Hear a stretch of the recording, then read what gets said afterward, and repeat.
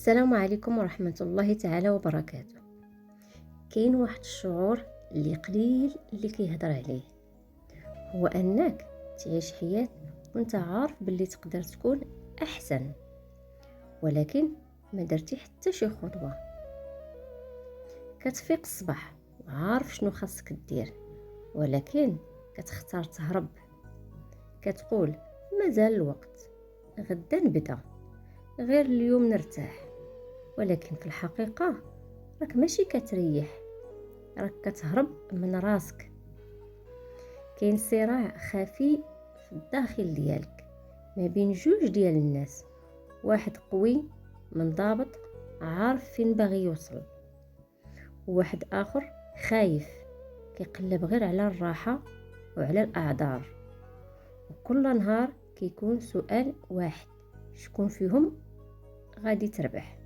ماركوس أوريليوس قال واحد الحاجة قاسية ولكن حقيقية: حياتك هي نتيجة أفكارك. ولكن نزيدك حاجة أقصى: حياتك هي نتيجة القرارات الصغيرة اللي كدير كل نهار بلا ما تحس. كل مرة كتختار تأجل، كل مرة كتختار الساهل، كل مرة كتسكت داك الصوت اللي كيقول لك خدم على راسك، راك كتبني واحد النسخة منك، نسخة ضعيفة وكتقويها كل يوم.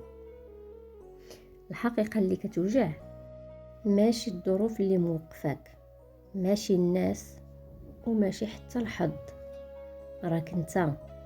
حيت الا بغيتي بصح غادي تلقى الطريق، وإلا ما بغيتيش غادي تلقى عذر. واكبر كذبه كنقولوها لراسنا حتى نكون مستعد.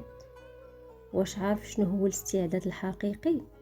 هو انك تبدا وانت ما مستعدش.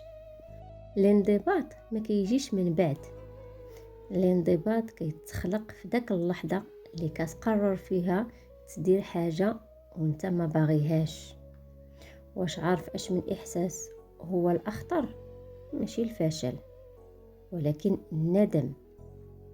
انك توصل لواحد النهار وتشوف الحياة اللي كنت تقدر تعيشها والشخص اللي كنت تقدر تكون، ولكن ضيعتي كل شيء حيت كل مرة اختاريتي الطريق السهل. واش باغي تبدل؟ ايوا اسمع هادي مزيان: ما تحتاج دافع، ما تحتاج طاقة، وما تحتاج حتى شي حد يشجعك. خاصك غير حاجة وحدة: تكون قاسي مع راسك شوية. دير داكشي اللي خاصك حتى الا ما بغيتيش. وقف على رجليك حتى الا كنتي تعبان. كمل حتى الا ما بان حتى نتيجة. في واحد اللحظة في حياتك غادي توقف وتسول راسك: علاش ما وليتش داك الشخص اللي كنت عارف نقدر نكون؟ وغادي تلقى الجواب بسيط ومؤلم: حيت كل نهار كنتي كتختار تكون نسخة أضعف منك باسم الراحة.